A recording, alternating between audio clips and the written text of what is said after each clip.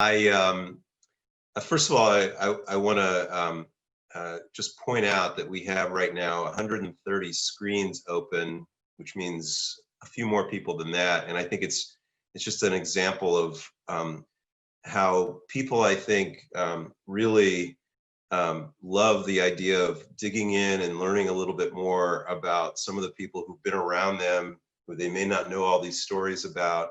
And I think certainly in John's case, he's someone who has played with Kayla a significant role at Adat Shalom and in other parts of the world. And I think you're honoring us, John, as we're honoring you to allow us to hear your story and to be inspired by it. So thank you very much. I'm so honored to be asked to do this. And it's a great tradition that has been initiated at Adat Shalom to do this during the counting of the Omer. Right. And as you said, you're sitting in Sarasota, Florida right now. Kayla is not in the same screen. Kayla's on her own screen, but she's on her own screen, yes. She's somewhere nearby there. I see her. And why don't we begin with the beginning, of course, and start with where did you grow up? Tell us a little bit about your parents. Tell us what you were like as a kid, if you can not only remember that far back, but have enough self-awareness to know what you were really like as a kid, or at least how did you perceive yourself? All right, well, my parents, my mother was a Vassar graduate, my father a Dartmouth College graduate. They married in 1930, they graduated college in 1935, married in 36, and I was born in 37. And by the time I was 6 years old, I had three younger siblings, boy, girl. So it was a family that was a challenge for my mother, especially to run during, Kayla? Keep going. You're good. During the years when my father was in the Army Air Force stationed in Mississippi, and she had to run the family on her own. But she was a strong leader. She knew what was the right thing to do. She had had a tough upbringing herself. And because her mother, from the time that, and this is something that echoes with today's situation, when my mother was 6 years old, she had a 2-year-old brother who died of the Spanish flu pandemic in 1919. And her mother never recovered from the trauma of that situation and actually lost her mental stability. So my mother was raised by a series of German nannies. Her father was a surgeon, a very busy surgeon, the chief of surgery at Boston City Hospital. And so she knew how, she was tough, and she raised us with a great deal of discipline. As an elementary school child, my best friend and I were always at the top of the class in terms of scholastic ability. And we became close friends because of that. But what was I like? I was shy. I wanted to be in the background. I wanted to be left alone to read. I didn't want to be engaged with other children any more than I was required to be. When I had to go out for sports, they put me in right field in the baseball because they figured probably I wouldn't have to do anything out there. And so I was just one of these kids who likes to sit in the corner and read and be left alone up to through my primary school years. You know, right fielders are sometimes the best athletes on the field, just so you know. But tell me, you went to school. Well, you did spend some time in Mississippi with your father for about a year while he was still in the military, which was an experience for you. Came back to the Boston area, and then you ended up going to school, I think, as a boarding student at Milton Academy in Exeter. And you said Exeter in particular, you called it a tough atmosphere, a rigorous place, maybe even more so than what you experienced in college. Tell us a little bit about what you mean by that. Well, Exeter, the teaching situation was they had what was called the Harkness Plan. All the classes were taught, consisted of 10 students sitting around a round table with the teacher at the head of the table. And the teacher would call on the students one by one, and you had to be ready. If you were not ready, you were shamed in front of your classmates for not being prepared. And because of that atmosphere that you were on, anytime the teacher called on you, you were showing who you were to the people by whom you wanted to be respected, your classmates. You didn't want to think low. And so the pressure to be disciplined, to study, to get the material under control and to perform well when called on in class was such that for the first time in my life, I really had to learn to study and prepare. Elementary school and even Milton Academy had been kind of a breeze, you know. I was always at the top of the class, no problem. Didn't have to pay too much attention. But Exeter was a very disciplined school, and it may well still be. And so after that, you, and you worked during your teenage years, starting at the very young age of 12. What kind of work did you do? Well, my parents, when I got through primary school, told me, you're not getting an allowance anymore, John. You're old enough to earn your own pocket money. So first I delivered papers locally after school on my bicycle. And one summer I was sent to camp, and then 2 summers after that, I was an assistant counselor at a canoe camp in Northern Ontario. We had to carry our own supplies. We would go out for 1 and 2 week trips into the wilderness in Northern Ontario, which was a wonderful experience. But you had to be prepared to work very hard to cook your own food, make your own berth, tent, and of course, as an assistant counselor, help the chief counselor with the other kids. When I was 16, I got a summer job in a machine shop, working on a punch press, punching out metal parts for electrical equipment. And it was paid $1.10 an hour, amazing amount of money. And I felt, all right, this is maturity. I have grown up. I can sit here in this machine shop with the other people. They had 2 other teenagers for the summer and just punch out these press pieces 8 hours a day. Wow, I'm grown up. But summers after that, I worked as a waterfront counselor in several camps.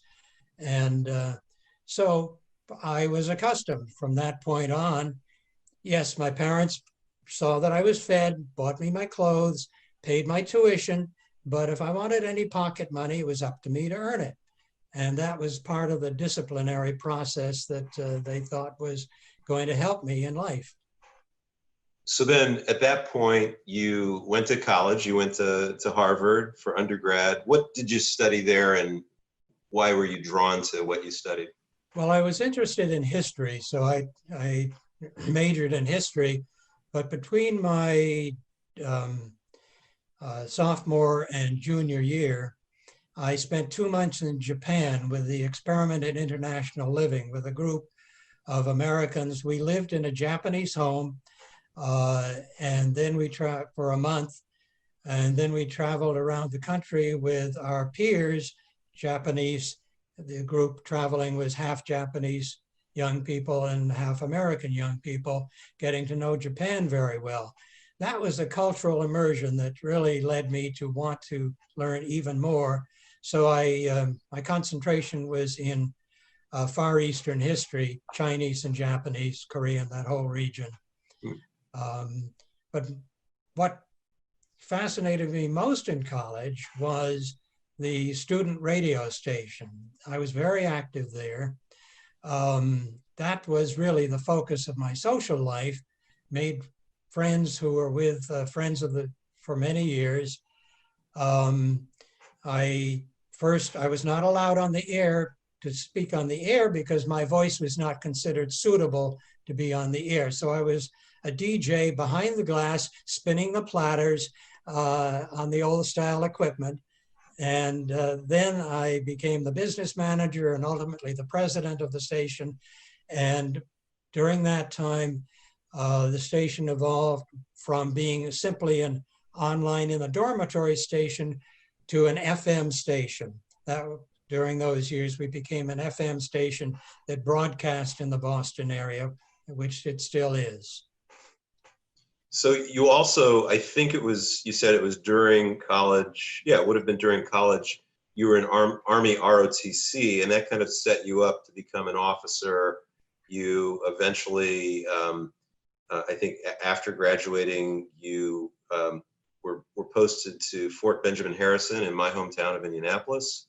And you were living in a trailer there with your wife and was starting a family. And eventually ended up going to law school at Harvard also, building a family. You were 8 years in the Army Reserves, which required 1 weekend a month, and in law school, a lot going on in your life. How did you kind of manage that? How did you support yourself? How did you manage that lifestyle? Well, between my junior and senior year in college, my wife, Kitty Lambert, was a very bright young woman I met. We were boyfriends and girlfriends for a number of years. And before my senior year in college, we married. Then after finishing the senior year, I went off, as you have said, to Fort Benjamin Harrison. And that's where we were living in the trailer in the cornfield. And I was getting myself over to the base every day. I had joined ROTC because at the time I started college, the Korean War was quiet, but not certain to die down. And I wanted to, if I had to go into the military, I didn't want to be a draftee. When my short-term service was finished, it was a short term because at that time, the Army found it had trained more officers than it could actively use by the late 1950s. So I had a short term of active service duty and then 8 years in the Army Reserves while I attended law school. Our first son, Jonathan, was born in 1961 when I was in law school. Our second child, Susan, was born in 1963 in my final year in law school. And once I finished law school, I joined an old line Boston law firm. But one of the benefits of being in the Army Reserve, even though every 1 weekend a month I had to be at the Boston Army base, and 2 weeks in the summer I had no summer vacation because my summer vacation from the law firm was I had to go off to Army Reserve duty. The benefit was that my pay as a Army Reserve officer covered more than half of our living expenses. Oh. And my wife, Kitty, was working, she was trained as a medical technician. She was working with a paleobotanist at Harvard, doing slides of seeds and such like. And then eventually she became technically proficient. She worked for Digital Equipment Corporation, which in those years was the company, the big computer company, especially in the Boston region. So between that, her pay and my Army pay, we supported ourselves until finally I got a full-time job in the law firm for $600 a month. And we could live on that. Yeah. Well, and while you were there, you focused a lot on real estate law, I think you told me. And also a little bird told me that you were kind of a leader in developing the idea of conservation trusts while you were there. Can you talk a little bit about what that is and how you got into it. Yes, well, I wanted to focus, I got interested in focusing on real estate. My father was in the real estate business, in a family business which his father had formed, managing apartments and then doing some small apartment development. And so real estate was kind of in the family blood. So I pushed my practice towards real estate. I was living, we were living, Kitty and I and our children, in Lincoln, Massachusetts, which was a suburban town with a lot of open space. Because of my interest in open land preservation and the natural world, we were devoted to the outdoor world as much as we could. We spent time outdoors. We took the kids up to the White Mountains, hiking, camping, and I can just, as I sit here, think of Peter, our youngest child, walking up the trail in front of us, carrying his own sleeping bag on his back at the age of 6 while we climbed up the mountains. So in Lincoln, I was asked to join the Conservation Commission, which I did, to work to develop a program of land preservation in the town. And we realized that we could not buy up all the land that we wanted to keep open. So then I got together with a couple of other lawyers in Boston. We thought, how can we keep land open without having to buy it? And we worked through and developed the concept of a conservation easement, which is technically a restriction on development. And in Massachusetts land law, a landowner can agree to restrict his land so as not to develop it further, but to keep it in its current use, agricultural use, forest use. And so we thought, gee, if we could get this enacted in the legislature to create this new device called a conservation easement. It was technically a restriction, but we called it an easement because people knew what that term meant. So we lobbied the legislature for a year, and we got enacted the first conservation easement law in the country. Wow. And since then, that idea has been promoted and developed in other jurisdictions as well. But it was our little committee and our idea arising out of our situation in Lincoln, Massachusetts, that permitted this to happen. Then we could go to farmers and say, look, you want to stay in farming, you want to keep it as a family farm? Yes. All right, if you give our Conservation Commission the right to enforce this conservation easement, you will have the tax benefit that your land will be taxed for real estate tax purposes only at its current use value. It will not be taxed as if, oh, you could sell it for 100 house lots. It'll be taxed as farming land only. Which is and usually then taxed at a much when lower you rate. pass, one more thing, when you pass on, your estate will not be taxed as if it were developable land. So this is one of the things in terms of a real estate practice and conservation that was very notable in my career. And so as far as you know, a lot of those properties are still under conservation? Yes, they are. These were permanent restrictions. Yeah. Great, terrific. So Well, you, as I said, you were doing real estate law at this firm. You were there for 20 years and you ended up, leaving your partnership there and going into the family business. You said to me that it was a lot more gratifying for you to kind of be making the decisions within the family business than to be advising somebody else to do that. What were you doing in the family business, the real estate business, when you finally got there? Well, I did that because my father had died. He died in his 60s. And the company at that point really had two arms. One was the management business and the other was the development and investment business. He had been doing the investment and development. My brother, younger brother, was running the management company. So there was nobody in the family to take over except for me. And my experience as a real estate attorney suited me to doing the development and investment part. So I did that for, I think, about half a dozen years. We continued to develop small apartment properties and small commercial properties in the greater Boston area. And then it seemed this was a family company. The owners of the company were my mother, and my siblings, and me.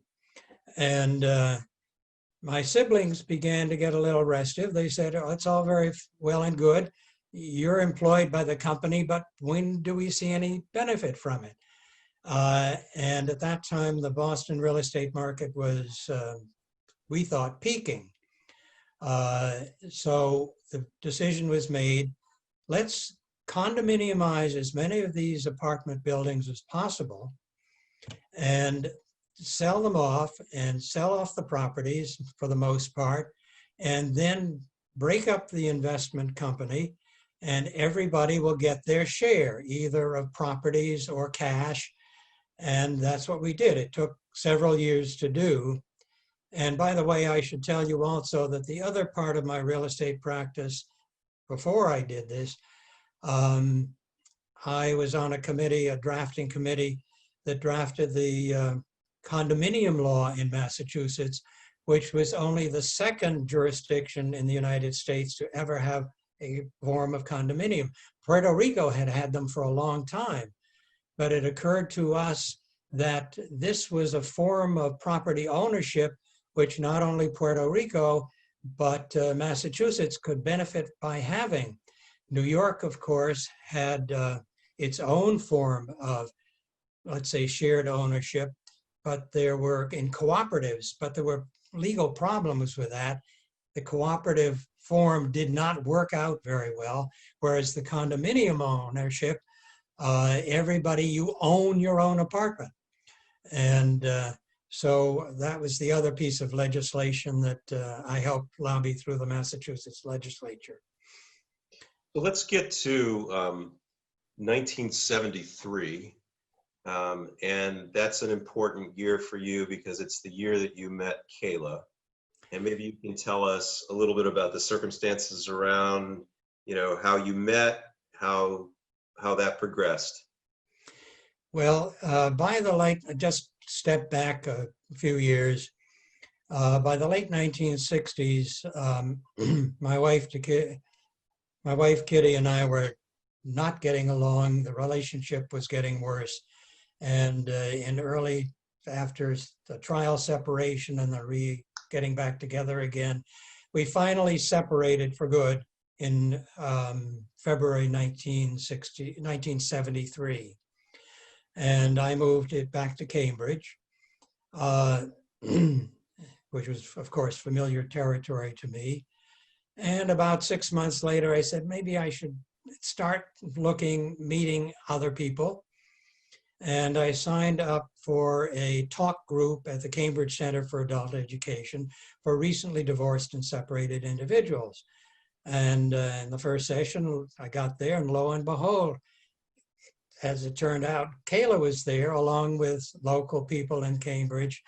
And we very quickly discovered that we were the only people in the group who had children, who didn't mind being married, just didn't want to be married to the people to whom we had been married, and worse, in fact, legally still married, but wanted to develop a new relationship that would be more satisfactory, but wanted a family setting. And we were the only two, I think, that had stable full-time jobs. Kayla was working at the Jewish community centers in Brookline across the river. And as she puts it, she didn't want to hang out her dirty laundry in the Jewish community, so she crossed to Cambridge where she knew nobody would know her. And very quickly, we found we were compatible. We started dating. Then we set up a household together. And I should say at this point, another little tidbit. Probably a month into the relationship, Kayla said to me, well, you know, I can never marry you. You're not Jewish. And I said, well, you know, I can never be Jewish. I'm an atheist. Um, guess what? She married me, and I'm Jewish. I became Jewish at the age of 40, 4 years after Kayla and I married. I had to try it out. We were living, when we got together and put our household together, in Brookline, Massachusetts, in a very Jewish community, Jewish friends, and living initially with her 3 children, Mirala, Laser, and Rachel, and then working. We got married in a civil marriage, and went to probate court to seek jurisdiction of my children because we wanted them to come live with us. Their mother had not remarried or not pursued other relationships at that point, lasting relationships. And when our son Jonathan was 13, we had a hearing in the probate court, and he told the probate judge he wanted to come live with us, and he did. So then there were 4 children in the household, and within 2 years after that, in another probate court hearing, after another probate court hearing, Susan and Peter also came to live with us. By then, we moved. We had bought initially in Brookline a 7-bedroom house, so that each child would have his or her own bedroom, and those who were not initially part of the family would not feel that they were second class, because when they came, they would have their own private bedroom. We then moved to a 3-family house in Alton Court, a 3-decker, 1 apartment, and it was under rent control. But because we had the need for more space, we went to the Rent Control Authority and got permission by combining the superintendent's apartment with our apartment, so we'd have enough bedrooms for all our children, take it off rent control. And so we did. And being a real estate lawyer, well, of course, then I turned it into a condominium. We still rented out the 2 upstairs apartments, and one by one, eventually, we sold the other apartments. And when we moved to Florida in 1986, the sales proceeds from those condominium apartments bought us our house in Sarasota. Okay. Anyway, but back to 1973. Yeah. Or what else do you want to ask about these years? Let me ask this. You mentioned you mentioned just before that you consider yourself an atheist, and you said to me you were a very determined atheist, to the point where there wasn't a lot of religious knowledge being passed on to your children before you met Kayla. And it was, I love this little line, that it was Kayla who had to explain to your daughter who Jesus was, I think you said. Yes, that's right. One time before Susan and Peter came to live with us, we had picked up the children in Lincoln to bring them to our home for the weekend. We were sharing weekend visitations at that point, and it was in December, Christmas time. And I think Susan asked, why do they call it Christmas? Well, and I said, it's for Jesus Christ. It's named after his birth date. And Susan says, who is Jesus? And at that time, she was 9 years old, but my first wife, Kitty, and I were devoted secularists. We did not want to mess up their minds with any religious dogma. We did not believe anything beyond the reality of the science-based world. If you can't prove it through science, it doesn't exist. And so my children, my eldest son, Jonathan, with his wife, now occasionally attends a Unitarian church, but to the best of my knowledge, my 2 other children, Susan and Peter, are not affiliated with any religious organization. So after you retired in the late 80s and you were splitting your time at that moment between Massachusetts and Sarasota, later ended up getting a residence in Bethesda, which you still have to be closer to children who had concentrated in the DC area. You were able to do something that you had done since you were very young. You and Kayla did a lot of sailing. You were a lifelong sailor. You picked it up when you were a young boy.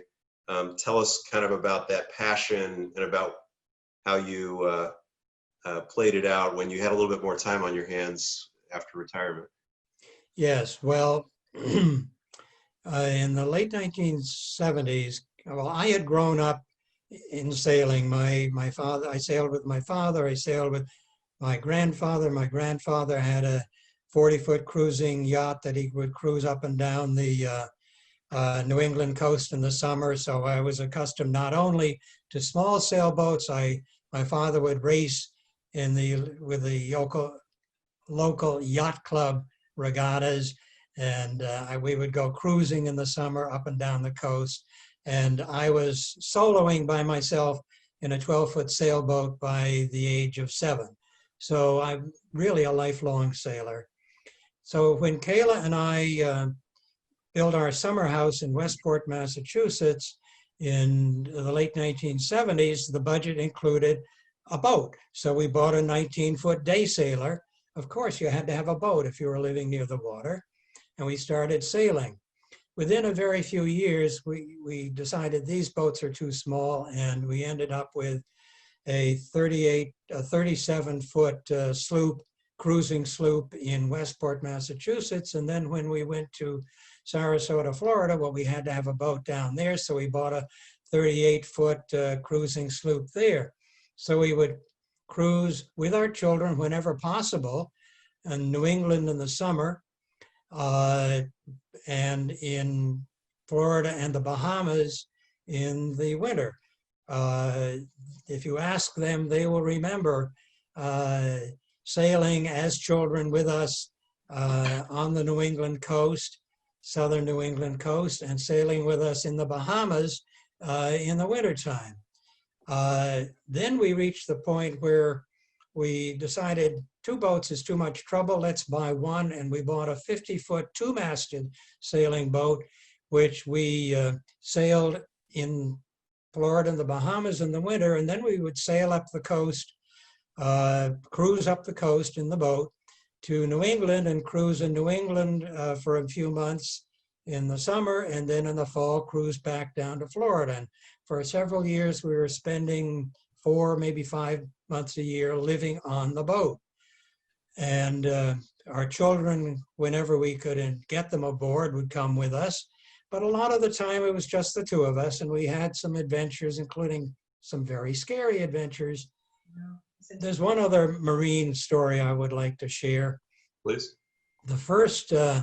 One of the very first trips Kayla and I took after we retired, she saw an ad in the New York Times, a very tiny little story actually, saying that the first fleet reenactment voyage was being formed in England to reenact the voyage out from England to Australia for the initial settlement of Australia in 1789. This was 1989.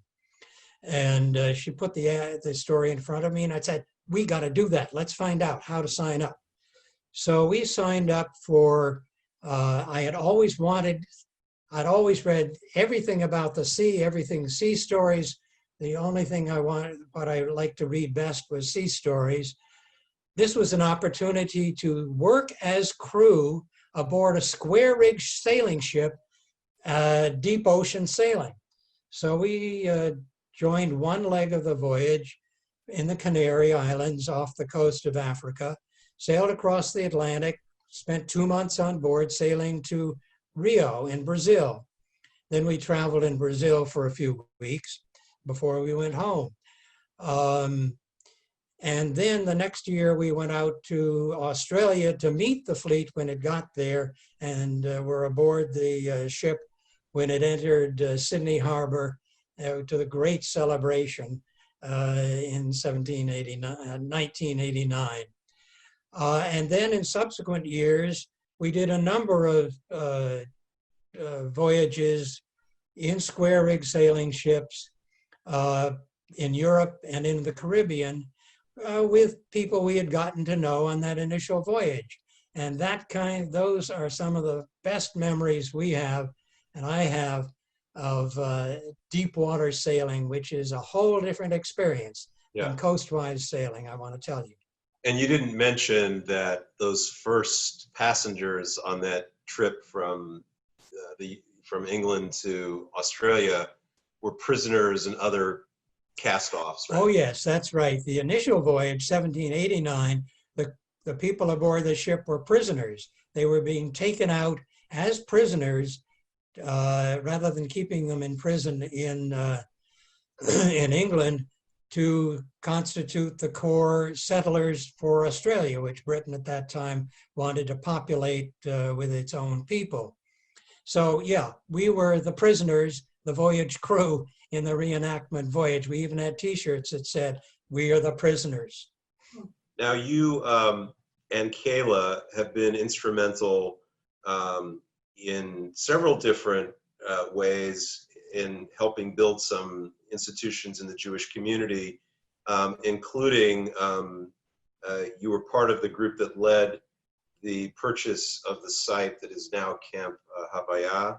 Yes. And you also, maybe you can tell us a little bit about Congregation Kol Neshama, where you, in Sarasota, which you and Kayla helped found after kind of experimenting or some trial and error with other congregations there. And also maybe you can talk about, because you did it today, the first time you read Torah. In any order you can deal with those. The first time what, Jeff? That you read Torah. Oh, sure. You did today so beautifully with it. Okay. Well, Kol Neshama in Sarasota, Kayla and I, once we were spending nearly half the year here, we wanted to join a synagogue community. We tried a number of them, and for one reason or another, the connection was not successful for us. So then together with one other couple here, we decided to try to form our own synagogue. Now, David Silberman, I think, was here earlier today. His father had tried to form a Reconstructionist Chavurah in Sarasota. We tried that. The members were quite elderly, and it never really blossomed to more than a Chavurah. So we wanted to make a synagogue. So we invited over several years, we spread the word around and got about 15, 20 people to try it as a 4 times a winter Chavurah with service leaders who were students at the Reconstructionist Rabbinical College. They would come down for a weekend and go back. And gradually we attracted more people. And then we started having services on alternate weekends, Friday night one week, Saturday morning the next week through the winter, but the summer was pretty dead. And we attracted more people, and we started having services around the year.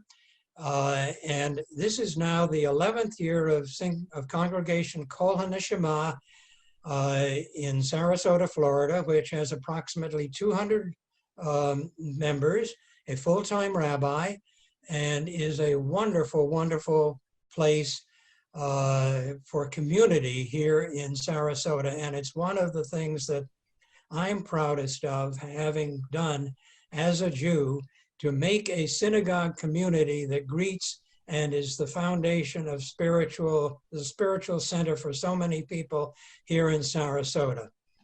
Our rabbi, Jennifer Singer, is now the chairman of the Board of Rabbis in Sarasota. and we're a real presence in the community. And it's the synagogue is no longer tied to the Reconstructionist movement, but we use the Reconstructionist Siddur, and it's a very Reconstructionist style service. In terms of my personal, go ahead, Jeff. No, go ahead, please. You were going to say it. Go ahead. Yeah. The other aspect, my personal journey to becoming Jewish, which I was not. My parents were not Jewish, and I had no religious training growing up. They were secular. They did eventually join the local Unitarian Church. I think more for social reasons, although then they became very much attracted to the social justice aspects that are promoted in the Unitarian Church. My mother became chairman of the parish committee, which is the same thing as the president of the synagogue. My father was a deacon in the church, but this was after I had left home and was away in school and during my marriage.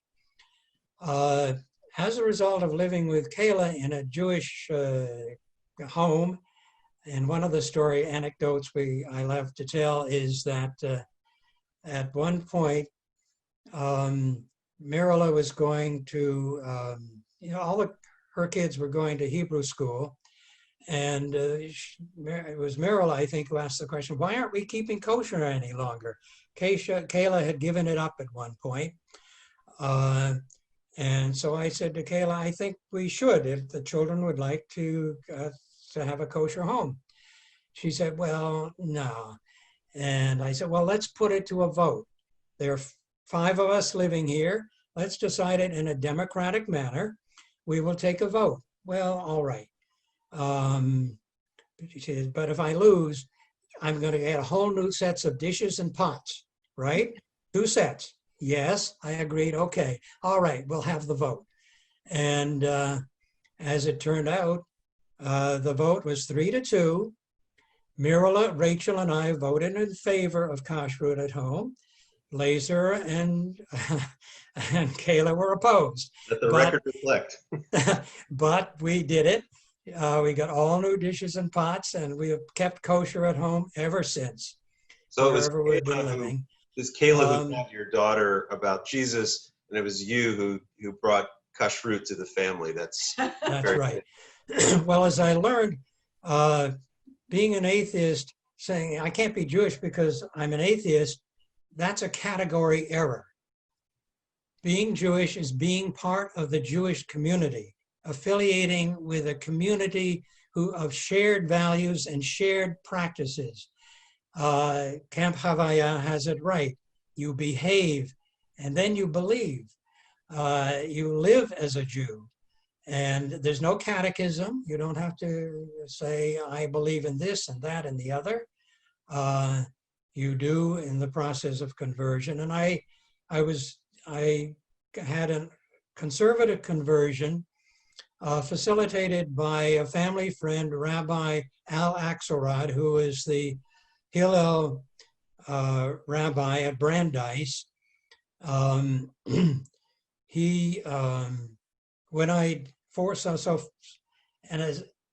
After 4 years of living in this Jewish setting and getting tired of answering the question, aren't you Jewish?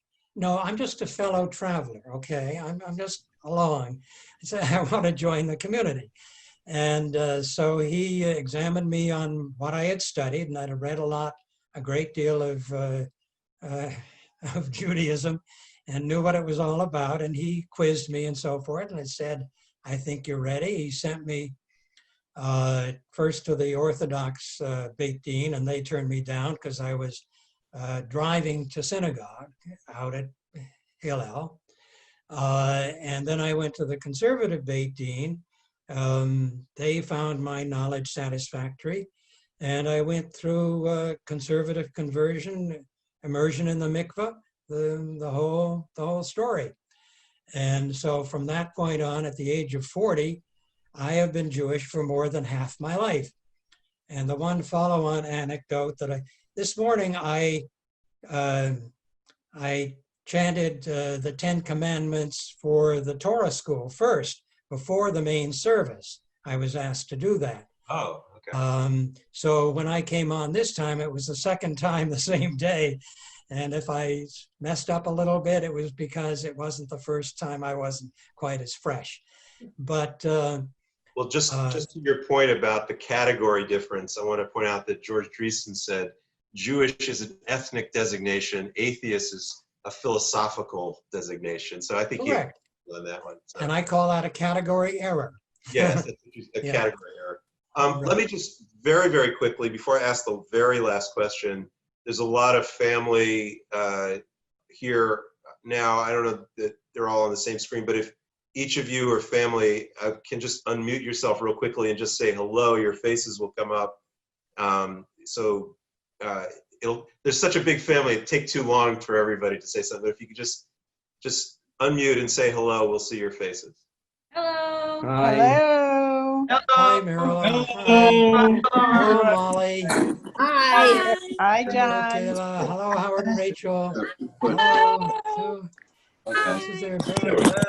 So All you wonderful people. Happy birthday. There's so many screens here. I'm flicking through them. I'm just wonderful to see you all. Mazel Thank you tov. for coming and listening to my story. Hi, John. So just to finish, and there's so many places here where we could that we could dig in even more deeply, but we're out of time. Hold on, I have to do something here.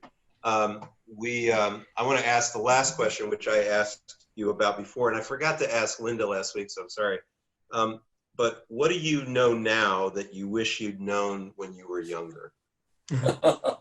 Well, you posed that question to me initially when we talked some time ago. Yeah. And I just pick one thing. Growing up and through my early years, I was really a loner. I didn't share. I've always been an autodidact. I do it all myself. I do it my way. I learn it myself. I don't need others. I shouldn't tell others what's going on. I do my best to be successful on my own. That's the Yankee creed. Do it yourself. Be tough. Yeah. My family background is New England Yankee. And so that's the way I conducted myself. I think right through my life, through my first marriage and so forth. And it was only when I began to live in a community with many people involved, after I met Kayla, that I began to see the value of community and sharing and friends. So what becomes stronger and stronger and now is the value of community. And that's why I take such joy in being part of the Jewish community. And for me, it's, if you look at my my personal history, you'll see work was always something you did as necessary to make a livelihood, support yourself. But the real focus of my life has been family. And family is everything to me, and the community is an extension. But from the very beginning, when Kayla and I decided we wanted to make one strong family, I am just so proud that we have been able to do that. And we have a family of 6 children and 11 grandchildren, and it's just the greatest joy in my life. Wonderful. Thank you so much, John Niles, for sharing all this with us. And we hope one of these days you'll be able to, make your way back to the DC area, and we'll see you and everybody else face to face. Thank you so much for sharing your stories and your time.